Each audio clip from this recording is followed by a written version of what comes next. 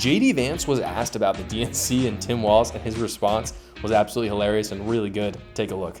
Obviously, there is a big event happening not too far away from here over in Chicago. Did you catch any of the DNC tonight or last night? If you did, what were your immediate thoughts? Well, my immediate thoughts were all the people booing. I agree with them. That was my response to it, was boo.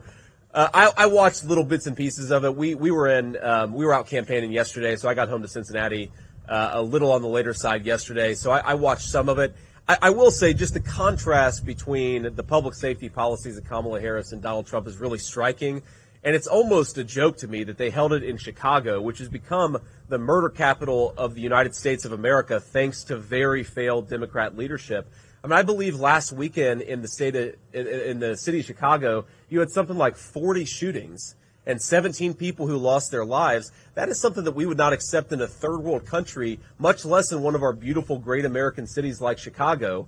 And my little theory about why they decided to have the convention in Chicago is, Tim Walz has been going around saying that he served in war, and maybe they did it in Chicago so that he could actually accurately say that he visited a combat zone. Because Chicago, I mean, look, Chicago has violent crime statistics that actually mirror, again, third world, highly violent countries. Again, public safety is the birthright of every citizen in this country.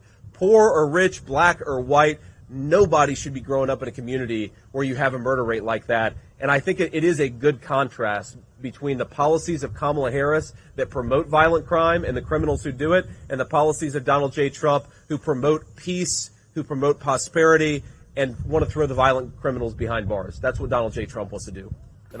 Oh, man. JD Vance is really, really, really good. And I think the irony of holding the DNC in a city that Democrats have systematically destroyed, it's a damning indictment, honestly, of their gaslighting and lack of care for America. And JD Vance pointing that out is really insightful. I was a guy who, I didn't really know a lot about JD Vance. I wasn't thrilled about his pick.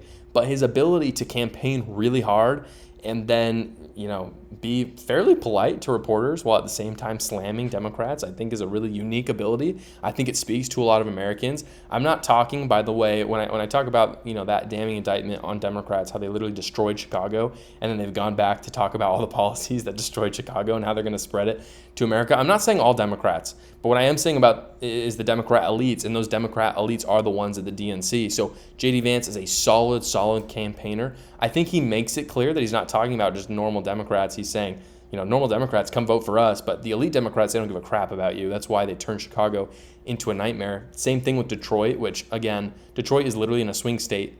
So that's very important. I don't know a lot about Milwaukee, but I assume Milwaukee also has its fair share of problems because of liberal and, Democrat policies.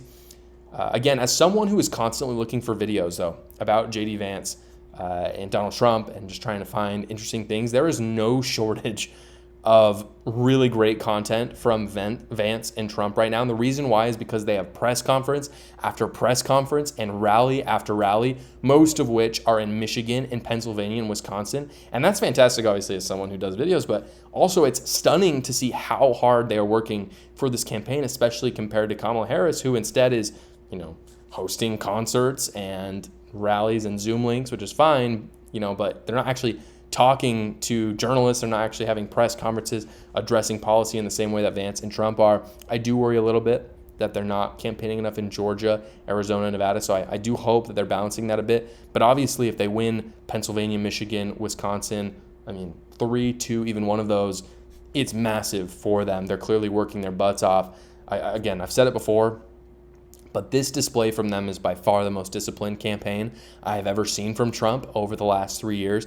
I think it really shows that Republicans are not taking, the lead that they had for granted. They see that they're kind of behind now.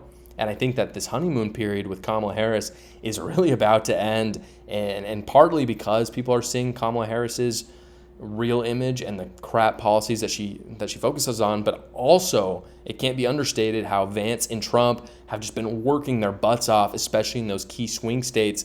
They're with the American people every day. They take questions from the media every day. I don't doubt that Kamala will get a lot of the stupid vote, unfortunately, and a lot of people who don't follow the politics. But for those undecideds out there that are really looking, do I vote for Trump? Do I vote for Kamala Harris?